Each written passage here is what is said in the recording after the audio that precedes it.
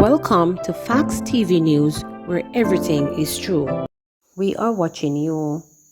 Tourism players in Negril have welcomed Minister Edmund Bartlett's parliamentary announcement of a destination management plan for the resort area, but have put the government on notice that they expect the plan to address long-standing challenges they feel are stunting significant development of the world-famous resort area.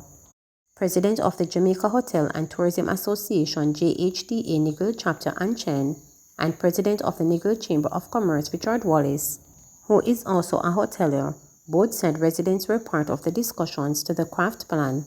Now they intend to keep a watchful eye on its implementation. It is important that the infrastructure of Negril is brought up to standard in order to make these plans work and work well, says Ann.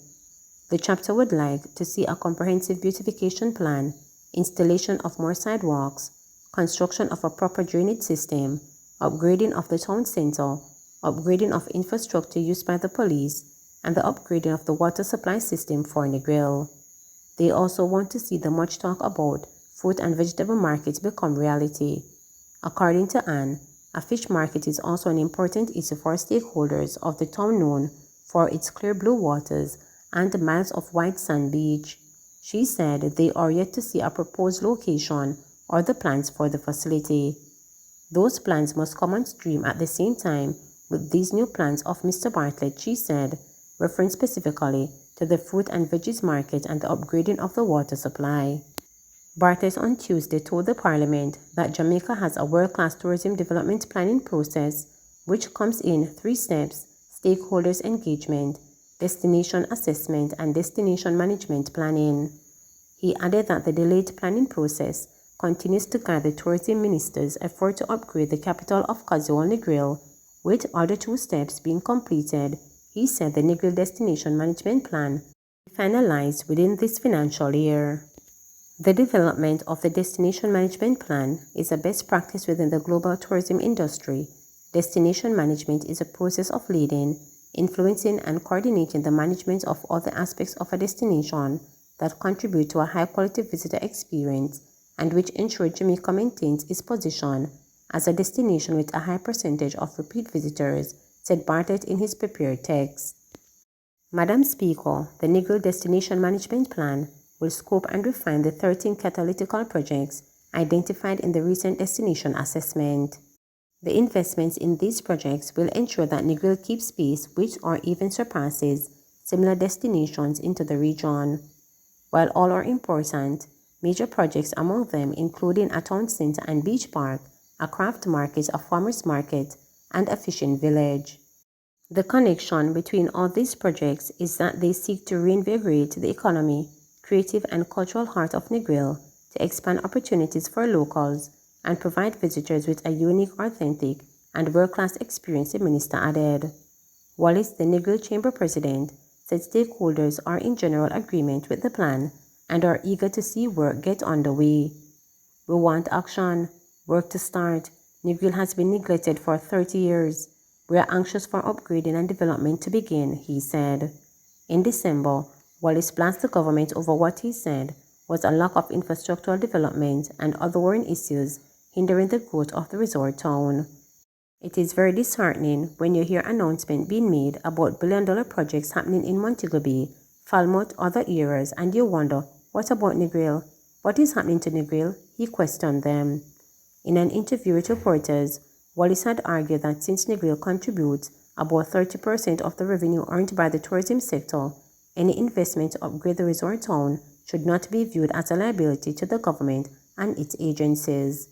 Between January and October 2019, the resort town earned a little over $500 million, he said, and over that period, Negril was the second largest direct employer of tourism workers in Jamaica at 23.9% or just over 12,000 employees. Negril is earning money for the country, so why not spend some of that money in Negril? Questioned the chamber president. Trade unionists lays down the law at JUTC. General Secretary of the Union of Clerical Administrative and Supervisory Employees UK's John Levy is adamant that the correct decision was made to dismiss the case against a Jamaica Urban Transit Company JUTC supervisor accused of being a serial sexual harasser. A disciplinary panel set up by the state-owned bus company dismissed the case on Tuesday, and Levy, who represented the accused at the hearing, told reporters that there is no power on earth which can successfully overturn that decision. According to Levy, it is obviously rubbish to say that the supervisor, who was accused by several female employees at the JUTC of sexual harassment, was freed on this technicality. Even if the matter had gone through the process, they would have failed to produce a successful case. This is a matter where there was no date of the incident, there was no time of incident, and that is what the investigative report spoke to, said Levy, who argued that based on the reports that he has seen, there was no sex scandal at the JUTC as reported by reporters. None of the reports suggested that any sexual activity took place, none whatsoever, declared Levy, who expressed extreme disappointment that the accusers have criticized the tribunal's decision to throw out the case because the hearing was not held in the specified 21 days. That is a policy and procedure arrangement between the unions and the company, including the unions representing some of the persons who made the allegations. It is a procedure that has been in place for some 15 to 18 years now, and there are a number of cases where that procedure has been used. I am very disappointed that the workers would have taken a position and gone public because that is not how we operate, added Levy, responding to claims that the investigators had requested an extension of the 21-day period in which the hearing should be held because of the number of women who had to be interviewed. Levy argued that there is no provision for that extension in the rules. The company's presenter conceded this point and begged the chairperson to overlook the company's policy, but the chairman could not do that. If the chairperson would have done that, they would be subject to review to another level, and you know that industrial matters relating to that would end up at the Privy Council. I think the chair of the hearing did the right thing. You cannot overlook a signed collective agreement between the company and the union. That is something that is in writing. The same union that represents the accusers has used this particular point on many occasions.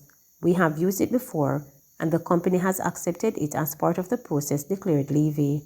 He reported that the issue of sexual harassment is one that needs to be clarified for the workers, managers, and even union leaders.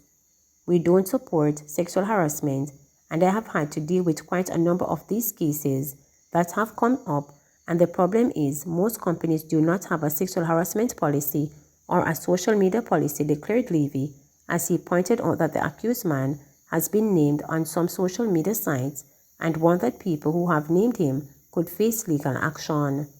At least 2 of the women who claimed that they were victims of the serial abuser have also indicated that they plan to take the matter to court. I am going to be seeking legal representation as we were unfairly treated, we were disrespected, and we have taken to action, said one of the women who have made the allegation. According to the woman, the supervisor made their lives hell because they rejected his demands for sexual favors. You get approached for sex, and when you don't give in, him victimize you. It's like him make him friend them sit down in a depot, and if them even go road and 1 or 2 trips, him call them in and take them bus and give it to you, even though for them duty not done, alleged one former JUTC employee. PAHO director wants equity at heart of initiatives to address health climate change in the Caribbean. The director of Pan American Health Organization Director, PAHO, Dr. Carissa Intini, has called for policies and inventions that focuses on equity as environmental risks such as air pollution, inadequate sanitization, and extreme weather events, which are said to be responsible for around 1 million premature deaths in Americas, including the Caribbean. The PAHO director said as a fireside chat to commemorate World Health Day that those living in poverty, in precarious housing conditions, and indigenous people are at greater risk due to more severe weather events and more likely to lack the capacity for mitigation of environmental or health risk. At the event, organized by the United States Department of Health and Human Services, HSS, Dr. Carissa stated that not only can extreme weather events increase the prevalence of disease and cause injuries and death, but the changing climate can also affect the health due to food and water insecurity, migration, and mental health impact. Make no mistake about this, climate change can derail the achievement of the Sustainable Development Goals and universal health, she stressed.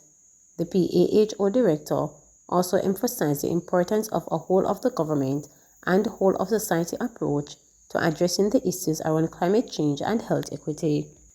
We need to ensure that initiatives, policies, and interventions are people-centered, reaching all regardless of where they reside, she said. As the Americas begins the long road to recovery from the corona pandemic, Dr. Carissa called for countries to reflect on the millions of people who have been left behind due to lack of access to COVID-19 vaccines. We must take extraordinary efforts to ensure that the weakest and most vulnerable are not left behind or left out the climate change and health agenda, she stated. World Health Day is celebrated on April 7 every year to mark the anniversary of the founding of the World Health Organization (WHO) in 1948. The theme for the 2022 is Our Planet, Our Health, and aims to raise awareness of the link between health and environmental challenges such as climate change. Jamaica reports 20 new COVID-19 cases, 12 more deaths. Jamaica reported 20 new cases of COVID-19 and 12 fatalities on Friday, according to the latest statistics from the Ministry of Health and Wellness. This pushed the total number of cases of the virus since the start of the pandemic to 128,992 and the death toll to 2,914. Of the newly confirmed cases, there were 8 females and 12 males with ages ranging from 1 day to 108 years. The cases are recorded in Clarendon 1, Kingston and St. Andrew 2, St. Anne 4, St. Catherine 2, St. James 4, Manchester 1, St. Mary 2, Trelawney 1 and Westmoreland 3. The deceased are a 63-year-old male from Trelawney, a 94-year-old male also from Trelawney, who both died in January 2022, an 83-year-old male, a 65-year-old female, a 37-year-old female, a 55-year-old female, a 74-year-old male, and a 90-year-old male. All of the above victims hail from Trelawney. Their deaths occurred in February 2022. An 87-year-old and a 33-year-old female from Kingston and St. Andrew were also among the latest victims. Their deaths were recorded in April 2022. There were 2 additional deaths from October 2021. They are a 69-year-old and an 83-year-old female from Trelawney. The country also recorded 71 new recoveries, bringing the total number of recoveries to 81,883. The country's positivity rate now stands at 2.1%. Please remember to subscribe, like, share, and click the notification bell for daily updates.